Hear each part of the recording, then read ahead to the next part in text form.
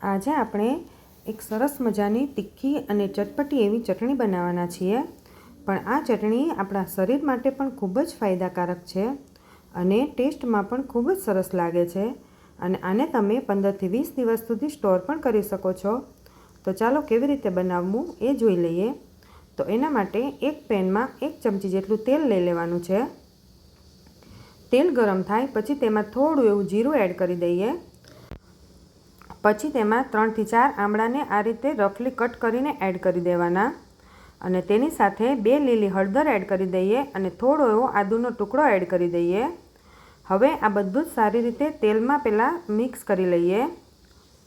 લગભગ 1 મિનિટ માટે પહેલાં તેલમાં આપણે તેને સાંતળી લેવાનું છે। પછી તેને આપણે ઢાંકીને 1 મિનિટ માટે રહેવા દેવાનું છે, જેથી થોડા એવા આમળા આપણા સોફ્ટ થઈ જાય। હવે આપણે તેને સારી રીતે પહેલાં મિક્સ કરી લઈએ। આમળા આપણા વાળ માટે અને સ્કિનની ચમક માટે પણ ખૂબ જ જરૂરી છે અને હળદરથી આપણને શરદી ઉધરસ પણ નથી થતી। પછી તેમાં આપણે 3 થી 4 લીલા મરચાં એડ કરી દઈએ। મરચાં તીખા છે અને તીખું તમારે જેટલું ખાવું હોય એ પ્રમાણે તમારે વધારે ઓછા એડ કરી શકો છો। પછી તેમાં આપણે 3 ચમચી જેટલા સિંગદાણા જે કાચા આવે એ જ એડ કર્યા છે। પછી થોડો મીઠો લીમડો એડ કરી દેવાનો અને જો તમે લસણ ખાતા હોય તો એ પણ તમે અત્યારે આની સાથે જ એડ કરી દેવાનું। લસણ પણ 3 થી 4 કળી જ એડ કરવાનું, વધારે નહીં એડ કરવાનું। હવે જ્યાં સુધી આપણા આમળા સોફ્ટ ન થાય ત્યાં સુધી ઢાંકીને આપણે તેને ચડવા દઈએ। લગભગ 3 થી 4 મિનિટ થશે એટલે આમળા આપણા એકદમ સરસ સોફ્ટ થઈ જશે। આ રીતે કટ કરી લેવાનું, ઇઝીલી કટ થઈ જાય છે।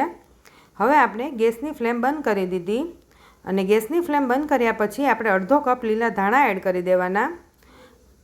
આમાં આપણે બધી જ વસ્તુ એકદમ સરસ હેલ્ધી એડ કરી છે, તો આ ચટણી આપણે વિન્ટરમાં ખાવા માટે ખૂબ જ સરસ છે અને આપણા શરીર માટે પણ ખૂબ જ ફાયદાકારક છે। હવે આપણે આ બધી જ વસ્તુને એકદમ સરસ ઠંડુ થવા દઈએ। પછી આપણે મિક્સર જારમાં એડ કરી દેવાનું। તમે ખાંડની દસ્તામાં ખાંડી પણ શકો છો, પણ મિક્સર જારમાં પણ તમે અધકચરી પીસી લો એટલે ચાલે। તો આ રીતે આપણે બધું જ મિક્સર જારમાં એડ કરી દીધું અને આપણે તેમાં મીઠું સ્વાદ પ્રમાણે એડ કરી દેવાનું। આમાં પાણી નથી એડ કરવાનું, પાણી વગર જ આ રીતે પીસી લેવાની છે। તો તમે જોઈ શકો છો કે ચટણી આપણી એકદમ સરસ પીસાઈ ગઈ છે। તો હવે આપણે તેને એક બાઉલમાં લઈ લઈએ। પછી આપણે તેમાં અડધો લીંબુનો રસ એડ કરવાનો છે। હવે લીંબુના રસને સારી રીતે મિક્સ કરી દઈએ। તો ચટણી આપણી તૈયાર થઈ ગઈ છે। આ ચટણી તમે કાચના બાઉલમાં ભરીને 15 થી 20 દિવસ સુધી રાખી શકો છો અને આ ચટણી ભાખરી, રોટલી અને પરાઠા સાથે ખૂબ જ સરસ લાગે છે।